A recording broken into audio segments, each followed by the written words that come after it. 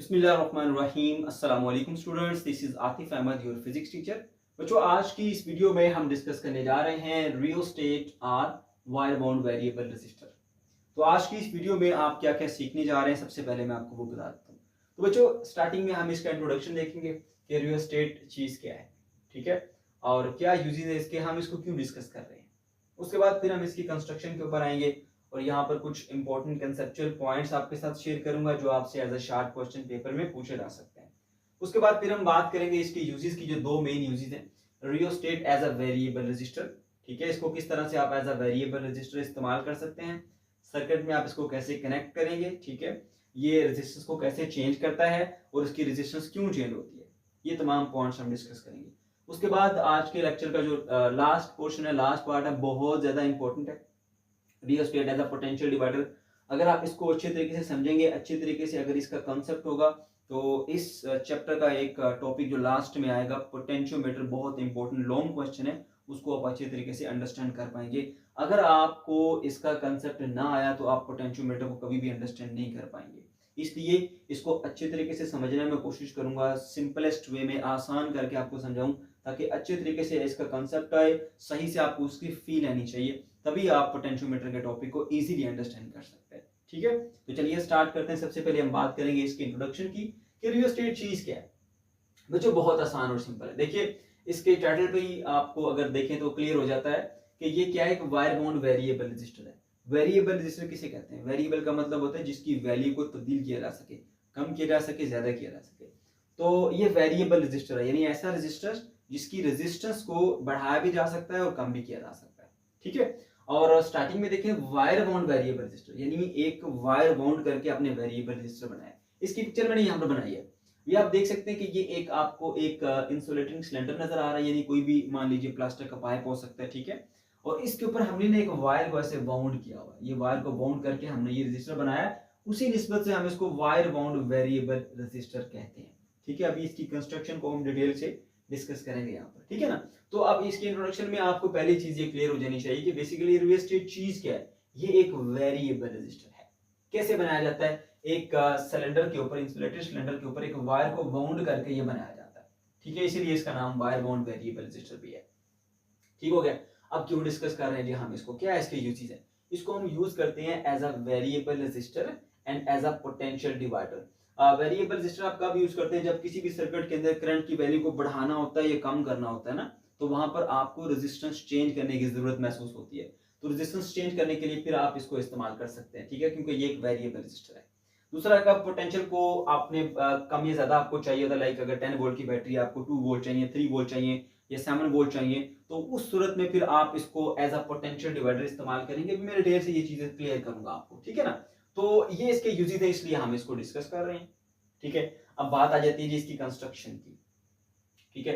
तो कंस्ट्रक्शन में आप देख सकते हैं, सिंपल सी कंस्ट्रक्शन है इसकी कि ये एक इंसुलेटेड सिलेंडर है, उसके ऊपर ये एक वायर जो है वो हमने ऐसे बाउंड की हुई है। ये जो वायर है उसका एक टर्मिनल, ये स्टार्टिंग टर्मिनल है, ये फिक्स टर्मिनल होता है, ए टर्मिनल कहते हैं इसको। फिर बाउंड करने के बाद ये इसका लास्ट टर्मिनल, बी टर्मिनल, ये भी फिक्स होता है, इसको बी टर्मिनल कहते हैं। ए और बी ये वायर के दो सिरे हैं, ठीक है, और ये फिक्स होते हैं, ए और बी टर्मिनल भी फिक्स टर्मिनल कहलाते हैं। उसके बाद फिर इसके ऊपर जो है कि ये राड है, उस राड के ऊपर एक स्लाइडिंग टर्मिनल होता है, ऐसे ये स्लाइड कर सकते हैं इसके ऊपर, और ये बिल्कुल इसके साथ इन कांटेक्ट होता है, और इसके अंदर से एक वायर आ रही होती है जो कि इस टर्मिनल सी के साथ हमने कनेक्ट किया है। तो ये एक इस तरह से इस सी टर्मिनल जो है वो इस वायर के साथ कनेक्टेड होता है। ये तीसरा टर्मिनल सी टर्मिनल है, और ये स्लाइडिंग टर्मिनल होता है, ये मूवेबल होता है, ये फिक्स नहीं होता, ठीक है, इसको आगे पीछे आप ऐसे मूव कर सकते हैं। बात समझिए। अच्छा, अब ये जो वायर इसके अंदर हम इस्तेमाल करते हैं, ये वायर जो है वो स्पेशल वायर होती है, मैंगनीन वायर, ठीक है। मैंगनीन वायर क्या होती है आपको चलिए थोड़ा सा मैं इसके बारे में गाइड कर देता हूँ। मैंगनीन वायर बेसिकली कॉपर, उसके अंदर कुछ मिकदार के अंदर मैंगनीज, और कुछ मिकदार के अंदर जो है वो इसमें आप ऐड करते हैं इसको निकल को, ठीक है, और इन तीनों चीजों के मिलने से हमारे पास एक अलॉय बनता है जिसको हम मैंगनीन कहते हैं, ठीक है ना। और इसको जो है वो आप इस वायर बाउंड वेरिएबल रजिस्टर के अंदर इस्तेमाल करते हैं। इसकी कुछ प्रॉपर्टीज होती है जिसकी वजह से हम इसको इस्तेमाल करें। क्या होता है, हमारे पास एक तरफ जो है वो कार्बन के रजिस्टर है और एक तरफ ये मैंगनीन के रजिस्टर है, ठीक है। दोनों का अगर कंपैरिजन किया जाए तो मैंगनीन के जो रजिस्टर्स हैं उसके अंदर ये क्वालिटी होती है कि वो हाई टेम्परेचर पर भी सेफली ऑपरेट किए जा सकते हैं। हाई टेम्परेचर पर भी सेफली ऑपरेट किए जा सकते हैं, ठीक है, और एक्यूरेसी के साथ ऑपरेट किए जा सकते हैं, जो कि कार्बन रजिस्टर नहीं किए जा सकते। समझ गए? तो ये वजह है जी हमने इसके अंदर मैंगनीज की वायर को क्यों इस्तेमाल किया। उसकी क्या वजह है, ये हाई टेम्परेचर पर सेफली इस्तेमाल क्यों हो सकते हैं? उसकी वजह यह है कि इनका जो टेम्परेचर कोफिशिएंट ऑफ रेजिस्टेंस होता है वो बहुत लो होता है। ये वो कंसेप्चुअल पॉइंट्स हैं जो कि आपसे ऐसा शॉर्ट क्वेश्चन पूछे जा सकते हैं कि कार्बन रजिस्टर के साथ अगर कंपैरिजन किया जाए इस मैंगनीज वायर रजिस्टर का तो कौन सा बेटर है, तो हम इसको कहते हैं जी ये बेटर है। और क्यों बेटर है उसकी वजह भी मैंने आपको बता दी। मैंगनीज वायर के जो हमारे पास मटेरियल होता है उसका टेम्परेचर कोफिशिएंट होता है ऑफ रेजिस्टेंस वो बहुत कम होता है, ठीक है। तो इस वजह से हाई टेम्परेचर पर भी आप इसको सेफली इस्तेमाल कर सकते हैं और एक्यूरेसी के साथ इस्तेमाल कर सकते हैं, ठीक है बच्चों। अच्छा, तो ये एक कंसेप्चुअल पॉइंट मैंने आपको यहाँ डिस्कस कर दिया। उसके बाद इसके टर्मिनल के बारे में बताया गया, जो मैं आपको पहले बता चुका हूँ। इसका ए टर्मिनल बी टर्मिनल फिक्स होते हैं, जबकि सी टर्मिनल इसका स्लाइडिंग होता है। इसका जो सैंबल है वो आप किस तरह से बनाते हैं, ये देखें जी। ये आपने इस तरह से एक रजिस्टर का सैंबल बना दिया और एक टर्मिनल सी इसके साथ आपने ऐसे अटैच कर देना एरो के साथ। तो ये इसका सिंबॉलिक रिप्रेजेंटेशन है, कैसे आप इसको सिंबॉलिकली ड्रा करेंगे, ठीक है। अच्छा जी, अब हम इसके यूजेस पे आ जाते हैं। ये बहुत इंपॉर्टेंट है, यहाँ से दो शॉर्ट क्वेश्चन भी बन सकते हैं। एज अ वेरिएबल रजिस्टर आप रियोस्टेट को कैसे यूज कर सकते हैं, एज अ पोटेंशियल डिवाइडर आप रियोस्टेट को कैसे यूज कर सकते हैं। ये दोनों अलग अलग से शॉर्ट क्वेश्चन के तौर पर भी आ सकते हैं। और ये वाला जो पार्ट है ये एज अ लॉन्ग भी कोई छोटा सा पार्ट बन के आ सकता है, स्पेशली फेडरल बोर्ड में, ठीक है। तो अच्छे से समझ रहे हैं इसको। चलिए जी, एज अ वेरिएबल रजिस्टर हम इसको सर्किट में कैसे इस्तेमाल करते हैं, पहले इसका यूज देखिए, कनेक्ट कैसे करेंगे इसको। याद रखो बच्चों, जब आपने इसको एज अ वेरिएबल रजिस्टर इस्तेमाल करना है तब इसका टर्मिनल ए और टर्मिनल सी ये दोनों यूज में आएंगे, बी टर्मिनल को आपने यूज में नहीं लाना। अब यहाँ पर मैंने इसकी सिंबॉलिक डायग्राम बनाई हुई है, ये देखें, ये हमारा वो रियोस्टेट आ गया, ठीक है, ये ए टर्मिनल, ये उसका बी टर्मिनल, ये वाला और ये वाला, और ये स्लाइडिंग टर्मिनल सी आ गया। अब जब भी आपने इसको as a variable register use करना है तो आपने पहली बात तो ये सर्किट में इसको सीरीज में लगाना है, ठीक है। तो ये देख सकते हैं कि एक सीरीज में लगा हुआ है ये, और इसका एक एंड जो है ए टर्मिनल मैंने सर्किट में कनेक्ट किया, और इधर से बी को नहीं कनेक्ट किया बल्कि मैंने सी को कनेक्ट किया इसके साथ, ठीक है। और इस तरह से ये एक लूप बनती है, और ये अब जो है वो इस तरह से इसको आप एज अ वेरिएबल रजिस्टर इस्तेमाल करेंगे। अब सवाल दूसरा ये पैदा होता है कि किस तरह से हम इसको एज अ वेरिएबल रजिस्टर इस्तेमाल करेंगे, ठीक है बच्चों। पहले मैं आपको एक चीज बताना चाहता हूं, देखिए आप सब जानते हैं कि जो रेजिस्टेंस होती है ना उसका एक डायरेक्ट रिलेशन होता है लेंथ के साथ, R is proportional to L। अगर रेजिस्टेंस लेंथ बढ़ेगी कंडक्टर की तो उससे रेजिस्टेंस जो है वो बढ़ जाती है, ये चीज पता है ना आपको। अच्छा जी, अब देखिए यहां से करंट आना है ऐसे, और वो करंट जो है वो यहां से गुजरेगा, गुजरने के बाद यहां से होके इधर जाएगा। याद रखिए कि जो करंट है ना वो हमेशा एक क्लोज पाथ में फॉलो करता है, तो एक क्लोज लूप कह रहे हैं आप इसको। यहां से करंट यूं आएगा, यहां से होते हुए ये यहां से जाएगा, इधर नहीं जाएगा। क्यों? ये हमारे लूप का हिस्सा नहीं है, लूप हमारी ये बन रही है ये ऐसे। तो जो भी करंट आएगा उसको यहां से गुजर के जाने के बाद यहां से जाना पड़ेगा ऐसे। अब अगर आप इस टर्मिनल को यहां रखते हैं, लेट सपोज आपने इस टर्मिनल सी टर्मिनल को ना यहां से हटाया हुआ ऐसे, और इसको आपने कनेक्ट किया, मैं यहां से ऐसे बना देता हूं जी, यहां पे कनेक्ट किया ऐसे। तो अब जो करंट आएगा ना, करंट वो यहां से गुजरता हुआ सिर्फ यहां से लेकर यहां तक जो इतना इतना पोर्शन है ना इस वायर का, सिर्फ इससे गुजरने के बाद आगे जाएगा। तो ये वायर की एक छोटी लेंथ है, तो अगर लेंथ कम है तो रेजिस्टेंस क्या होती है, वो भी कम होती है, क्योंकि लेंथ का रेजिस्टेंस के साथ डायरेक्ट रिलेशन होता है। तो ये कम रेजिस्टेंस ऑफर करेगा, और यहां से होने के बाद इधर से यूं चला जाएगा। अब ये सारी रेजिस्टेंस इस्तेमाल नहीं हो रही, ठीक है, इस वक्त ये कम रेजिस्टेंस ऑफर कर रहा है और एक ज्यादा करंट सर्किट में फ्लो कराएगा। अब अगर आपने करंट को कम करना है तो रेजिस्टेंस को बढ़ाना पड़ेगा, क्योंकि वेरिएबल रेजिस्टर आप यूज ही तब करते हैं जब आपको करंट की वैल्यू कम ज्यादा करनी होती है। अब आप लोग क्या करेंगे जी, यहां से आपने इसको इधर कनेक्ट कर दिया ऐसे।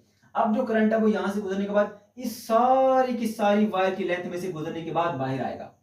तो जब ज्यादा लेंथ में से गुजर के जाएगा करंट, तो डेफिनेटली लेंथ के बढ़ने से इसकी रेजिस्टेंस बढ़ जाती है। तो अब जो है वो रेजिस्टेंस ज्यादा इस्तेमाल होगी। तो रेजिस्टेंस इस्तेमाल कौन सी होती है, ए पॉइंट से लेकर सी पॉइंट के दरमियान में, ठीक है। अब ये ज्यादा रेजिस्टेंस ऑफर कर रहा है। अच्छा, और ज्यादा रेजिस्टेंस करनी है तो इसको आप यहां से हटाएंगे ऐसे, और इसको आपने किसी और टर्मिनल, चले मैं यहाँ पे लेट सपोज इधर कनेक्ट कर देता हूँ ऐसे। जब यहाँ पर आपने कनेक्ट किया तो अब करंट को यहां से लेकर ये सारी की सारी वायर में से ऐसे घूमते घूमते घूमते घूमते घूमते घूमते यहां से जाना है। तो लेंथ बहुत ज्यादा होगी है वायर की, जिसकी वजह से रेजिस्टेंस अब जो है वो बढ़ जाती है, क्योंकि रेजिस्टेंस का लेंथ के साथ डायरेक्ट रिलेशन है। तो यहां से फिर ज्यादा वायर की लेंथ होने की वजह से अब ज्यादा रेजिस्टेंस ऑफर हो रही है तो करंट की वैल्यू बहुत कम हो जाएगी। तो इस तरह से जैसे जैसे आप बच्चों इस ये जो स्लाइडिंग टर्मिनल सी है ना, सी स्लाइडिंग टर्मिनल, मैं दोबारा इसको उसी पॉइंट पे बना देता हूँ जो हमारी पहले डायग्राम बनी हुई थी, ये ठीक है, ये सी टर्मिनल। जैसे जैसे आप इसको ए पॉइंट से बी पॉइंट की तरफ शिफ्ट करते जाएंगे ना, रेजिस्टेंस बढ़ती जाएगी बढ़ती जाएगी बढ़ती जाएगी बढ़ती जाएगी बढ़ती जाएगी। वजह क्या है, क्योंकि जब आप इस टर्मिनल को इधर लेके जाते हैं तो करंट को सारी की सारी वायर से गुजर के जाना पड़ता है, जिसकी वजह से उसकी रेजिस्टेंस ज्यादा हो जाती है, क्योंकि लेंथ बढ़ेगी ना वायर की, तो लेंथ बढ़ने से क्या होता है, उसकी रेजिस्टेंस जो है वो बढ़ जाती है। तो ये वजह है बच्चों के हम इसको जो है वो जैसे जैसे स्लाइडर सी को हम इधर लेकर जाते हैं ऐसे सी टर्मिनल को, तो वैसे वैसे इसकी रेजिस्टेंस जो है वो बढ़ती जाती है। इस तरह से आप सर्किट में इसको एज अ वेरिएबल रजिस्टर इस्तेमाल कर सकते हैं, जो कि सर्किट में करंट की वैल्यूज को चेंज कर सकता है। उम्मीद है आपको ये पॉइंट जो है वो समझ में आ गया होगा। ठीक है, तो यही पॉइंट मैंने यहाँ पर मेंशन भी किए हैं, तो आप साथ साथ इसको जो है वो प्रिपेयर कर सकते हैं। ठीक है, मेन जो इसका कंसेप्ट था वो मैंने आपको बता दिया। मैं वैसे इसको रीड कर देता हूं ताकि अगर कोई पॉइंट हो तो हम डिस्कस कर लें। In this circuit resistance between the A and C will be used. पहली बात ये कि ए और सी के दरमियान ये जो है ना यहाँ पर, क्योंकि करंट को यहाँ से गुजर के जाना है, this is not the part of our loop. तो करंट तो क्लोज पाथ से गुजरता है, लूप से गुजरता है, ये तो लूप में नहीं आ रहा, लूप तो हमारे यहाँ से ये बन रही है, इसलिए ये यूज नहीं होती, रेजिस्टेंस ये वाली यूज होगी। ठीक है, जितना आगे ले जाते जाएंगे उतना जहाँ पे रेजिस्टेंस बढ़ती जाएगी, ए और सी के दरमियान रेजिस्टेंस जो है वो इस्तेमाल होगी। Resistance will increase if sliding terminal is shifted from A to B। अगर आप A टर्मिनल से B टर्मिनल की तरफ इस C स्लाइडर को शिफ्ट करते जाएंगे तो रेजिस्टेंस क्या होती जाएगी, इंक्रीज होती जाएगी। ठीक है, it is because the length of the wire increases through which the current is flowing। यानी वो वायर की लेंथ बढ़ रही है जिसमें से करंट गुजर कर जाना है। देखो यहां से लेके यहां तक अगर आप स्लाइडर को आगे मूव करते हो तो ये वायर की लेंथ बढ़ती जा रही है जिसमें से करंट को गुजर के इधर जाना है, तो डेफिनेटली उससे रेजिस्टेंस जो है वो बढ़ेगी। Resistance is proportional to the length of the wire. अब अगर लेंथ बढ़ेगी तो रेजिस्टेंस बढ़ेगी। ठीक है, और दूसरी बात मैंने एक पॉइंट जो स्टार्टिंग में ही आपको बता दिया था कि इनके अंदर ये क्वालिटी होती है कि ये हाई टेम्परेचर पर भी सेफली ऑपरेट किए जा सकते हैं। वजह यह है कि अल्फा की वैल्यू कम होती है, यानी टेम्परेचर कोफिशिएंट ऑफ रेजिस्टेंस जो है इसका बहुत कम होता है।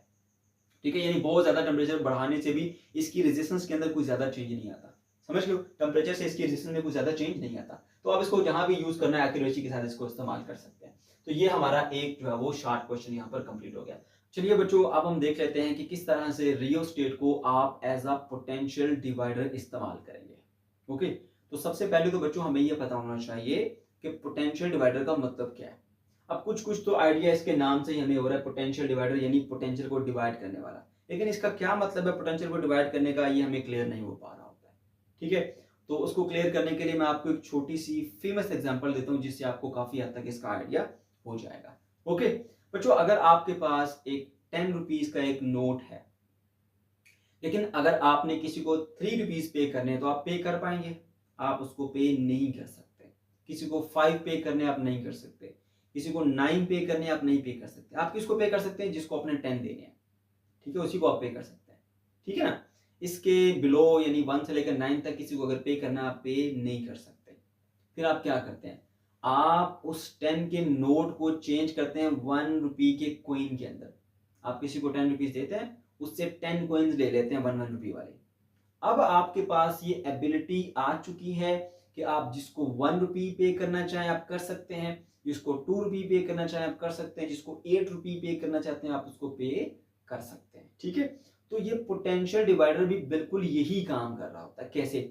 देखिए, अगर आपके पास 10 वोल्ट की एक बैटरी है, अब वो जिस भी कंडक्टर के अक्रॉस आप लगाएंगे, ठीक है, या किसी भी एलिमेंट कोई भी इंस्ट्रूमेंट ले लें, तो उसको वो 10 वोल्ट का पोटेंशियल डिफरेंस प्रोवाइड करती है। बात समझ लें? अच्छा, अब अगर किसी को 10 वोल्ट आपने प्रोवाइड नहीं करना, उसको 1 वोल्ट चाहिए, उसको आप 10 दे दोगे वो तो जल जाएगा, तो आप उसके साथ उसको कनेक्ट नहीं कर सकते। किसी को 2 वोल्ट चाहिए, आप 10 वोल्ट कनेक्ट नहीं कर सकते। किसी को 3 वोल्ट के लिए डिजाइन किया, आप उसके साथ 10 वोल्ट अटैच नहीं कर सकते। तो ऐसी सिचुएशन में आपकी वो बैटरी यूजलेस हो जाती है। तो रियोस्टेट के अंदर ये क्वालिटी है कि वो अपने पूरे रजिस्टर के ऊपर उस 10 वोल्ट को ना ऐसे डिवाइड कर देती है। ऐसे अपने रजिस्टर के ऊपर वो 10 वोल्ट बैटरी के पूरे डिवाइड कर लेती है। जितने वोल्टेज आपको चाहिए उतने टर्मिनल की या उतने हिस्से के साथ आप पैरेलल आ जाते हैं। ठीक है, और उससे आपको जो रिक्वायर्ड वोल्टेज होती है यानी 1 वोल्ट 2 वोल्ट 3 वोल्ट वो आपको मिल जाते हैं। मैं आपको फिर से समझाता हूँ। देखिए, ये 10 रुपीज का नोट है ना, ठीक है, अब 10 से बिलो आप पे नहीं कर सकते। आपने क्या किया, इसको डिवाइड कर दिया ये कॉइन्स में, 10 कॉइन्स ले लिया आपने, अब जिसको 1 कॉइन 2 कॉइन जितने आप देना चाहते हैं 1 2 3 4 5 6 आप पे कर सकते हैं। इसी तरह से ये आपका जो 10 वोल्ट की बैटरी है ना, ये 10 वोल्ट की बैटरी सिर्फ 10 वोल्ट का पोटेंशियल डिफरेंस ही देती है, लेकिन जब आप इसको रियल स्टेज के दोनों टर्मिनल के साथ कनेक्ट कर देते हैं ना, तो वो इसके रजिस्टर के अक्रॉस इस पूरे 10 वोल्ट को डिवाइड कर लेता है। जैसे इसने 10 रुपीज के नोट को 1 कॉइन्स में डिवाइड कर दिया ना, वैसे इसने क्या कर दिया 1 वोल्ट 1 वोल्ट 1 वोल्ट इस तरह से डिवाइड कर दिया 10, ठीक है, 10 वोल्ट को इस पूरे रजिस्टर के ऊपर डिवाइड कर दिया। अब आपको जितना चाहिए ना उसके साथ पैरेलल आ जाओ। अगर आपको चाहिए 2 वोल्ट, ठीक है, तो आप ऐसा कर लो, एक टर्मिनल यहाँ पे अटैच कर दो, एक टर्मिनल यहाँ पर, तो यहाँ पर आपको जो मिलेगा ना इन दोनों पॉइंट के साथ कोई भी कंपोनेंट आप अटैच कर दो, उसको 2 वोल्ट का पोटेंशियल डिफरेंस मिल जाएगा। तो अब बैटरी 10 वोल्ट देने वाली थी, जिसको 2 देना है उसको रियोस्टेट अटैच करके आप उसको 2 वोल्ट दे सकते हैं। अच्छा, अगर आपको किसी को 3 वोल्ट देना है तो आप क्या करोगे, यहाँ से ये टर्मिनल हटाओगे और ये इसके दरम्यान में ना आप उस कंपोनेंट को लगा दो, तो उसको 3 वोल्ट मिल जाएगा। अच्छा, 4 किसी को देना है तो आप क्या करोगे, ये 1 2 3 और ये 4 आ गया इसे, तो आप यहाँ पर इन दोनों पॉइंट्स के दरम्यान अटैच कर दो, तो यहाँ पर उसको 4 वोल्ट जो है वो मिल जाएगा। तो क्या कर दिया इसने, ये इसने इस अपने पूरे रजिस्टर के ऊपर इस बैटरी के टोटल पोटेंशियल को डिवाइड कर दिया। जितने हिस्से के साथ आप पैरेलल आओगे उसी निस्बत से आपको जो वो पोटेंशियल जो है वो मिल जाता है। मेरी बात समझ रहे हो, ठीक है। तो ये इसका बेसिक कॉन्सेप्ट है, बेसिक आइडिया। जो 10 रुपीज के नोट को कॉइन्स में चेंज करता है, वो ये 10 वोल्ट की बैटरी को 1 वोल्ट के ऐसे मान लीजिए, चले कॉइन ही कह देते हैं हम इसको, ऐसे कॉइन्स में इसको चेंज कर देता है, ठीक है ना। मैंने यहाँ पर छू के देखें, समझ लीजिए ये 10 वोल्ट की बैटरी, ये 10 रुपीज का नोट है, ठीक है। अब ये 1 के कॉइन्स इसने बना के इस पूरे रजिस्टर के ऊपर अक्रॉस ऐसे डिवाइड कर दिया 1 रुपीज का, ठीक है। अब आपको जितने चाहिए उतने के साथ पैरेलल आ जाए। अब मुझे अगर चाहिए 3 रुपीज, तो मैं एक टर्मिनल यहाँ पर और एक यहाँ पर, अब मुझे कितने मिल रहे हैं, यहाँ पर 3 रुपीज मिल रहे हैं, समझ गए। ये 10 का नोट था, लेकिन अब मैं 3 भी ले सकता हूँ। मुझे 5 चाहिए, मैं यहाँ से हटा के ये टर्मिनल 1 2 3 4 5 यहाँ पर इधर आ जाऊंगा ऐसे, तो मुझे ये 5 मिल जाएगी। तो बच्चों ये है इसका बेसिक कंसेप्ट, ये है इसका बेसिक आइडिया। उम्मीद है अब आपको ये चीज क्लियर हो जाएगी, सही है, ओके जी। तो बच्चों अब मैं आपको ये समझा देता हूँ सबसे पहले कि भाई जब आपने इसको यूज करना है तो आप कैसे सर्किट में यूज करेंगे। जैसे मैंने इसका यूज बताया था ना कि जब आप as a variable register use करेंगे तो बी टर्मिनल यूज नहीं होता, आप ए और सी ये दोनों टर्मिनल जो है वो सर्किट में कनेक्ट करते हैं। लेकिन जब आपने इसको रियोस्टेट को एज अ पोटेंशियल डिवाइडर इस्तेमाल करना है तो फिर आप इस तरह कनेक्ट करते हैं कि इसका जो टर्मिनल ए है और ये टर्मिनल बी, ये दोनों जो फिक्स टर्मिनल है, इन दोनों टर्मिनल के अक्रॉस आप एक बैटरी अटैच कर देते हैं। बात समझ रहे हो, ये जो फिक्स टर्मिनल ए है और फिक्स टर्मिनल बी है, इन दोनों टर्मिनल के साथ आपने एक बैटरी अटैच कर देनी है। तो बैटरी का जितना भी वोल्टेज होगा वो सारे का सारा इस रेजिस्टर के अक्रॉस जो है वो क्या हो जाएगा, डिवाइड हो जाएगा। आप देख सकते हैं ये ए टर्मिनल पॉजिटिव एंड के साथ, बी टर्मिनल नेगेटिव एंड के साथ मैंने अटैच कर दिया, तो बैटरी के जितने भी वोल्टेज हैं वो यहां से लेकर यहां तक पूरे के पूरे डिवाइड हो जाते हैं। क्लियर हुई बात। यानी अगर मैं कहता हूं कि यहाँ पर बैटरी के जो वोल्टेज है वो 10 वोल्ट बैटरी के वोल्टेज है, ठीक है, और यहाँ पर जो है ना हमारे पास ये नेगेटिव एंड है, तो यहाँ पे ये 0 और यहाँ से लेकर ये 10 तक, इसके बीच में कहीं इधर 5 होगा, ठीक है। तो वो आप खुद ही डिवाइड कर लें, 0 1 2 3 4 5 6 7 8 9 10 तक, 0 से लेकर 10 तक, ऐसे जो है वो पूरे का पूरा पोटेंशियल जो है इसके ऊपर डिवाइड हो जाता है। अब आपको जितना पोटेंशियल डिफरेंस चाहिए ना उतने हिस्से के साथ आप पैरेलल अटैच हो जाए, आपको उतना पोटेंशियल डिफरेंस जो है वो मिल जाएगा, ठीक है। तो आपको ये चीज क्लियर हो गई कि जब आपने रियोस्टेट को एज अ पोटेंशियल डिवाइडर इसको इस्तेमाल करना है तो इसके दोनों टर्मिनल ए जो फिक्स वाले हैं ए और बी, इन दोनों के साथ आप बैटरी अटैच करेंगे। वो क्या होगी, बैटरी की जितना पोटेंशियल है वो यहां से लेकर यहां तक इस पूरे के पूरे रजिस्टर के अक्रॉस जो है वो डिवाइड हो जाएगा, ठीक है। अब आपको अगर कम चाहिए तो आप छोटे हिस्से के साथ इसके पैरेलल आ जाए, अगर आपको ज्यादा पोटेंशियल डिफरेंस चाहिए ज्यादा हिस्से के साथ पैरेलल आ जाए, और ज्यादा चाहिए तो और ज्यादा आप इसके साथ पैरेलल आते जाएंगे, ठीक है। तो आपको वैल्यू मिल जाएगी डिफरेंट इसके 10 के अलावा, ठीक है। अच्छा ये तो ये हमारे पास इसका अटैचमेंट का भी आ गई है, मैंने आपको इसकी सर्किट डायग्राम भी रफ सी बताई है।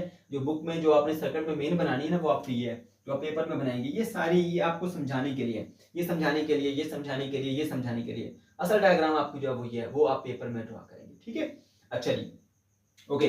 तो अब आपको लिखना कैसे, आप ये बताएंगे भाई आपने जब यूज करना है इसको एज अ पोटेंशियल डिवाइडर, कैसे यूज करेंगे। To use rheostat as a potential divider we connect a battery between the terminal A and B and get the different values of potential between the point B and C। वो जो value आप change करने वाली potential यानी 1 volt 2 volt 3 volt 4 volt जो आपने changing value लेनी है ना वो आप B और C टर्मिनल के दौरान लेंगे। ये देखें ये आपका जो है ना वो B है और ये C है। आप ऐसे ऐसे इसको ऊपर लेके जाते जाएंगे, पोटेंशियल की वैल्यू चेंज होती जाएगी। जितनी वैल्यू आपको चाहिए उसके मुताबिक आप इस टर्मिनल को ऊपर या नीचे मूव करके एडजस्ट कर सकते हैं। उम्मीद है ये पॉइंट जो है वो आपको समझ में आ गया होगा। ठीक है, ओके जी। तो अब मैं फाइनली इस सर्किट के ऊपर आ जाता हूँ। इस सर्किट को मैं एक्सप्लेन करता हूँ, क्योंकि जो बेसिक आइडिया है, जो बेसिक कंसेप्ट है पोटेंशियल डिवाइडर का, वो मैं आपको समझा चुका हूँ। ये एक हमारे पास टर्मिनल ए है, ये टर्मिनल बी है, इसके साथ आपने एक बैटरी अटैच कर दी है, वी उसके वोल्टेज है, जो यहां से लेकर यहां तक इस पूरे के अक्रॉस जो है वो वोल्टेज डिवाइड हो चुके हैं। ठीक है, अगर मैं नंबरिंग करना चाहूँ तो यहाँ पर मैं कर देता हूँ 1, यहाँ पर मैं 5 लिखता हूँ, यहाँ पर मैं 10 लिखता हूँ। ठीक है, 2 3 4 5 6 है, 7 है, 8 है और ये 9 है। ठीक है ना, यहां से लेकर यहां तक पूरे का पूरा 10 वोल्ट इस रेजिस्टर के अक्रॉस वो डिवाइड हो चुका है। आपको जितना पोटेंशियल डिफरेंस चाहिए उतने के साथ आप पैरेलल आएंगे। कैसे आएंगे? एक टर्मिनल जो बुक के मुताबिक अगर हम देखें तो एक टर्मिनल आपने 0 से कनेक्ट करना है, ये 0 वोल्ट आ, ठीक है ना, ये 0 वोल्ट है आपका, ये 0 वोल्ट पे अटैच करना है। दूसरा ये जो स्लाइडिंग टर्मिनल सी है ना, अब यहां से अगर इसको स्लाइडिंग टर्मिनल को यहां से लेके जाते हैं यहां पर, ठीक है, तो एक टर्मिनल 0 पे है, दूसरा 1 पे है, तो 0 और 1 के दरमियान पोटेंशियल डिफरेंस कितना होता है? 1 वोल्ट का। तो अगर आप इधर दो पॉइंट अटैच करते हैं तो जो भी डिवाइस है लगी उसको 1 वोल्ट का पोटेंशियल डिफरेंस मिलेगा। अच्छा, अगर आप इससे ऊपर जाते हैं, इधर 2 पे आ जाते हैं ऐसे, अब एक टर्मिनल आपका 0 पे अटैच है, एक आपका 2 पे अटैच है, ये स्लाइडिंग टर्मिनल, तो 0 से 2 पोटेंशियल डिफरेंस बनता है 2 वोल्ट का।